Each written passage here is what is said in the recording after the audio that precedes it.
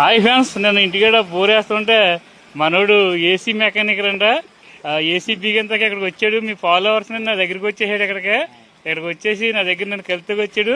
ఈయనేమో చికెన్ అమ్ముతారు. వీళ్ళిద్దరు కలిసి నా దగ్గరికి వచ్చారు. ఈయన కాల్దర్ చికెన్ షాపు. ఈయన కాల్దర్. నీ నెంబర్ చెప్పమ్మా. ఎప్పుడన్నా ఏసీ రిపేర్లు అయితే మన ఫాలోవర్స్ ఎవరైనా ఫోన్ చేస్తారా? నెంబర్ చెప్పు. పెట్టి ఇందులో పెట్టు. కార్డు పెట్టు. కార్డు ఉందా? వీళ్ళిద్దరు అయితే కలిసి వచ్చారు.